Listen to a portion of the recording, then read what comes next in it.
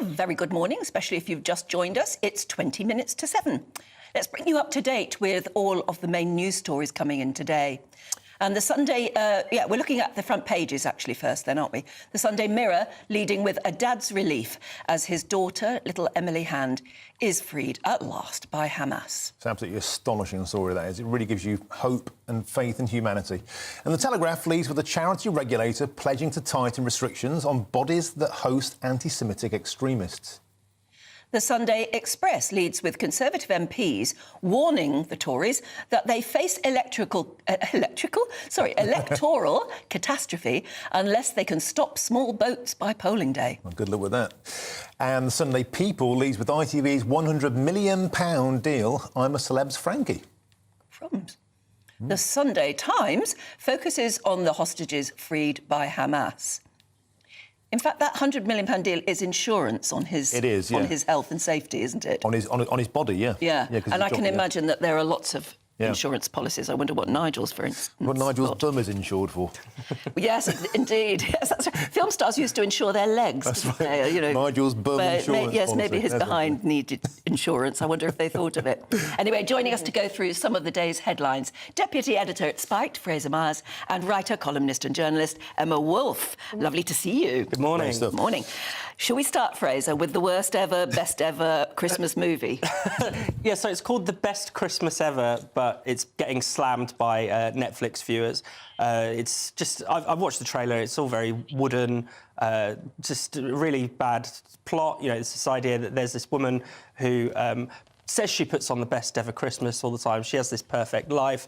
And the Heather Graham character, who's the only real star in this, I think. I've never heard of Heather Graham, I suppose she always plays, like, supporting roles as well. So she's in loads of films. But it says it's star-studded. It's not a star-studded cast at all, yeah. I don't I had heard of one of these people, and either that's because I'm very, very old and out of it, or that they're not star-studded. This is not a star-studded cast at all. It's not. I mean, Heather Graham is relatively famous, I guess. It's got Jason Biggs from American Pie. No, who hasn't been in a film for, 20 years or whatever. I'm having to Google this cast already. It's got Brandy, the R&B singer, who hasn't had a hit for 10, 20 years. That's not even the point. Like, it's fine if you have good actors and it's an interesting film. But I mean, you don't expect much of Christmas movies nowadays, do you? No. And you tend to have them on the telly in the background, sort of to give you a bit of festive atmosphere while the children are undoing their presents or whatever. I think we can see the trailer of this best Christmas movie ever. Let's have a look. Dear friends, family, and fellow Earth dwellers, life just seems to fly by when you're having a splendiferous time. Oh, is that? Jennings' holiday newsletter. It's the most absurd thing ever. I would love to show up at her house uninvited and to see the actual truth. Charlotte Sanders? Jackie Jennings? Yeah, so the idea is that the Heather Graham character spends the film trying to find out what's really the truth behind this perfect life, and it just the motivation is fairly ridiculous. So it bombs basically. Yeah. It looks pants. But as you said, a lot of Christmas films nowadays you just have them on in the background, which is a shame because there used to be, times when you could watch the same Christmas film every year, still get something out of it, Like Home Alone. Home Alone. The Santa Claus. Yeah. And, there are several others. Santa. Bad Santa. What's your favourite Christmas movie? Oh, Christmas movie. Well, I do like the Santa Claus. Oh, the It's first a Wonderful Life. Come on, that's the only Christmas movie ever, really. Of course, that's the very classic. true. Yeah. Die Hard, of course. Die Hard. Die Hard. You beat me to it. You stole my line. It's a fantastic Christmas movie. But Fraser, I think the premise is interesting in that people pretend, the pressure on at this time of year, people send those round robins going, oh, and my daughter's just gone off to Oxford and this and that and the other. And actually, the reality is lots of people are just struggling or having quite a mundane time. So I think that's the premise, but it doesn't really work, does it? However, when you want to order a nice big Christmas tree to put out, to put inside Parliament, actually it wasn't it? It had to arrive by crane. Emma, you've got that from Reuters, actually, isn't it? Yeah. The big Christmas tree came from where? So this 40-foot Christmas tree, a Sitka spruce, was felled in the Kielder Forest in Northumberland. I thought it might have come from Norway or something. Thank you, Anne. I've learnt something this morning. I thought that the tree came from Norway. That's the Leicester Square tree. Or the Trafalgar Square tree. Anyway, so this one comes from the Kielder Forest in Northumberland. It was selected from 150 million trees and it takes pride of place in front of Big Ben. So it's that one, not the Trafalgar Square one. Yeah. It goes up exactly 1 month before Christmas, and it's quite big. It's a nice shape as well. Have we got a picture of it? Yeah, we have a clip of it going It's a on. really... obviously there it's just being bound up. But then they, all those workmen come together and they put the big stand on it. Obviously, they sort of must screw that into place at the base. That's the tricky bit with a Christmas tree. Yes. Stand. And then, as we can now see, it's being lowered into... Oh, it's not quite there yet. Like college green. But when they do lower it into position and they undo all the binding, you see that it is the most perfect shape. It's a beautiful, beautiful Well, tree. as I say, selected from 150 million, so it must be pretty perfect. Beautiful. There you are. They're putting the big stand on it, lots of spikes. I'm Oh, assuming- no, that's the star. It's a star, yeah, that goes on top. So I'm it's assuming they don't have a 3-year-old trying to hang bits of glitter and, you know, smash into it and baubles Or a and cat stuff like that's that. trying to climb up Or it. a Why cat not? that's trying Yeah. to climb it. That's a good idea. We should just invite members of the public to put their own little decorations on. Yes. Why That not? That'd be really nice, Fraser. Yeah, we've got homemade decorations made by the children years and years ago over still got the them? years. Yes, Yeah, lovely, yeah. all funny bits of Yeah, I've paper got and some too, sellotape. yeah, They're yeah. really nice. Yeah. Let us know whether you make your own homemade baubles. Love to hear about it. You could send us a picture too, please. gbviews@gbnews.com. OK, it's 6:46, and if you just joined us, a reminder of our top stories this morning.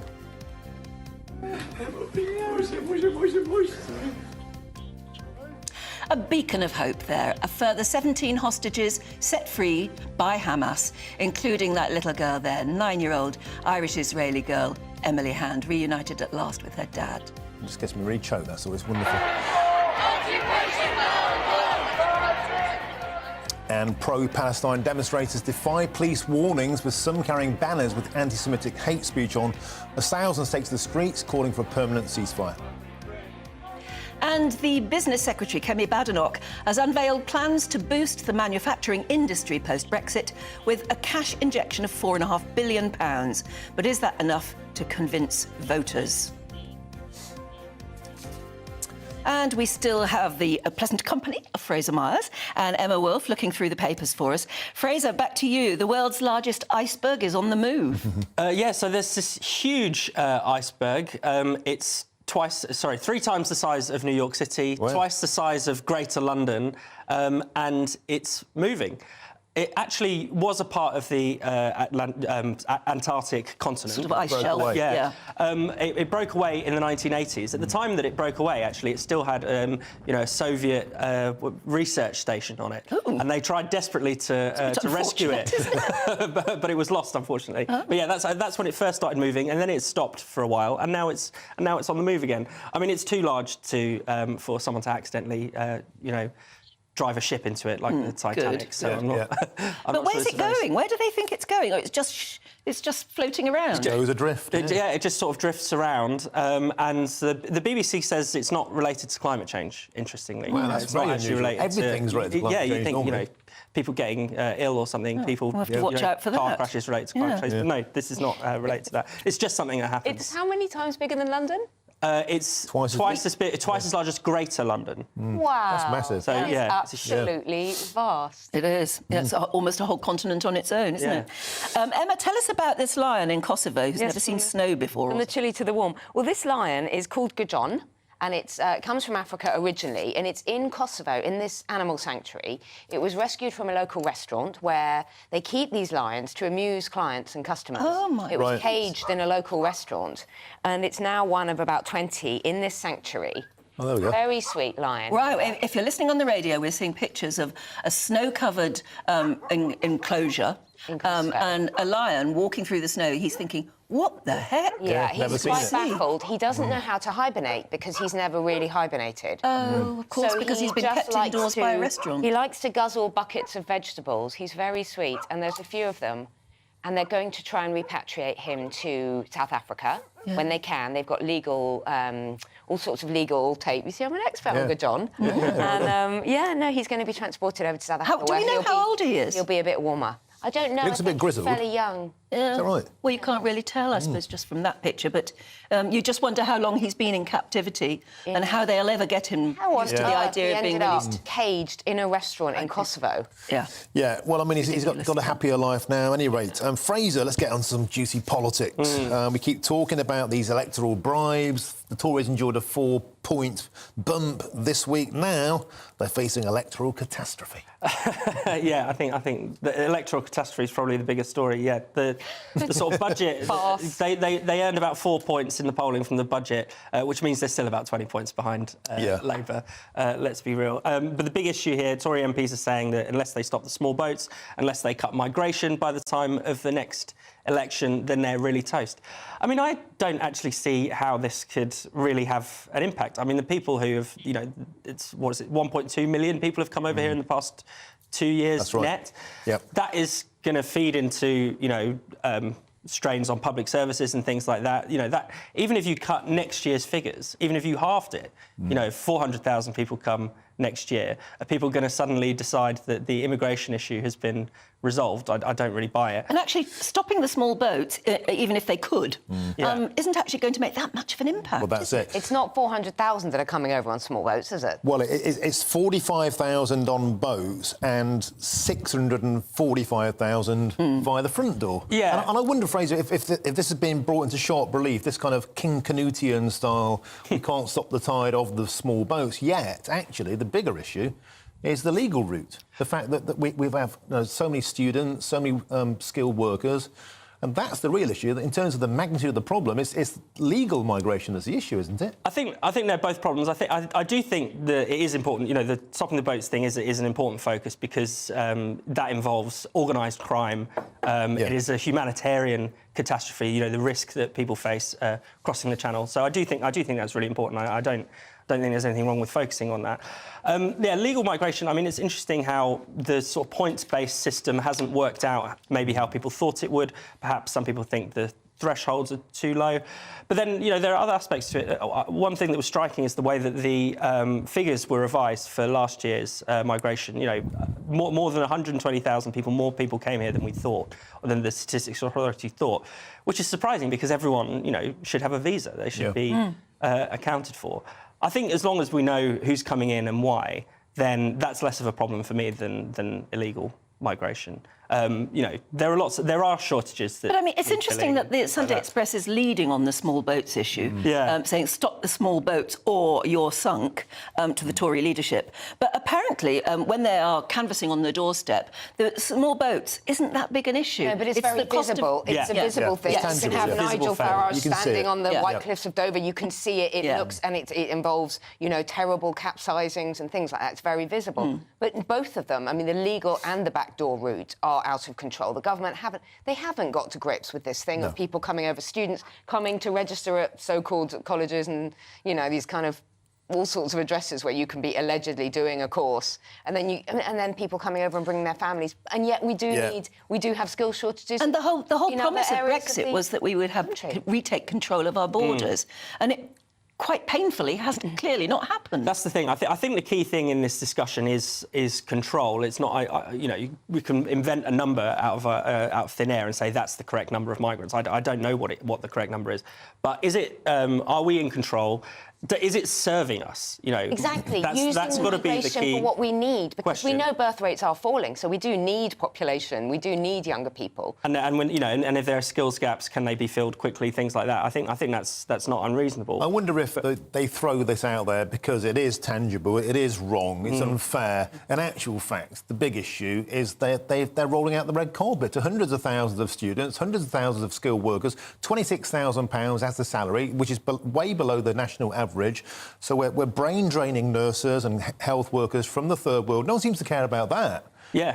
And we're not training them here, and we're not paying the carers and the lower skilled workers properly here. Boris Johnson, God bless him, in his column in the Mail yesterday, was making that point. And he said you've got to raise the threshold before... 40 grand, he said. Yes, he said to 40 grand. So, in other words, if you want a visa to come and work here, you have to be able to prove that you've got a job worth 40 grand a year, which is maybe too much. But his argument was that then you raise the value of those jobs that are at the moment devalued. Why would young people want to go into the caring professions and health and social care and things like that and do those hard, dirty jobs? Why would they want to do that when they're being paid chicken feed?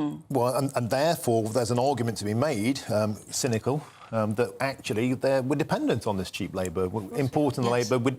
Businesses don't want to raise the national wage. Yes. So therefore we're addicted to this constant cycle. Well, in other words, we're exploiting labour. people who can only earn a pittance of a wage. Yeah, I think that's right. And I think it has been able to mask, deeper problems in the British economy. The inability to get raises to go up. We've had the biggest wage squeeze in this country since the Napoleonic Wars. Is that right? And, it's a depressing statistic, isn't it? And immigration is kind of hiding. Poorer at the end of this Parliament in 2024 than they were at the beginning. I mean, that's a pretty appalling legacy. But if you go back in time to the Brexit referendum, I had so many truck drivers, bricklayers, plasterers, plumbers, sparkies contacting me saying we can't compete anymore because of all the Polish lads coming over. And now I don't understand why the left used to fight for a strong working wage for British people. That used to be a cornerstone of what the Labour Party stood for. Yeah. And now it seems actually, forget about that, just get people in from India and Nigeria and off you go, lads. And Keir Starmer actually this week said what we need to do is train British nurses. Excellent idea. Let's have a bit of that. Well, we do but train it doesn't British happen nurses, instantly. Not enough. Yeah. We also need a couple of years to train them. It's a bit like house building. We've known we have a massive housing shortage in this country. It doesn't happen instantly. You have to do these things and plan for them. And everything is so short-term. I think we need to change the nursing profession as well, in that it was required that you have to now have a degree to do nursing. But there are good essential nursing jobs that don't need degree holders. I totally agree with that. You used to go in as a state-enrolled nurse, didn't you? And I think you could even start that job at 16 in the day. That's a great idea. And work your way up. And you can work Now your way up. feels But like the a important minimum thing wage is that job. you've then got a workforce of nurses who are there to do some of the sort of slightly lesser jobs than the ones who hold degrees. Why not? Yeah, and crucially, We've you then lost have that a layer. wealth of experience. You have people that have worked with sick people, and you have local nurses. What were they called? The lovely kind of county nurses that would come out to people locally. Same with coppers as well. They have to have a degree now, but there's so many like army veterans that come out of the armed forces, be brilliant coppers, but they haven't got a degree, so they can't make the grade. Bring seems back a bit the old wrong-headed. days. Yeah. Yes, not everybody needs to get a degree to do the job well. It really doesn't. Totally agree. Anyway, there you are. If you're a nurse or a policeman or whatever, and your industry has been affected by the need to have a degree, love to hear from you with your views. GBViews at GBNEWS.com. In the meantime, thank you so much. We were going to talk about Hamas and the release of hostages, but of course we're going to be doing that so much in a few moments. So for the moment, Emma and Fraser, thank you very much. Great stuff. Yeah, I mean, it is good news that in the end, after a nail-biting day, they did release some of the hostages, amongst them that little girl that we've all grown to know and love, and her dad. Anyway, we'll bring you much more news on that in just a couple of moments. Stay with us. You're watching Breakfast.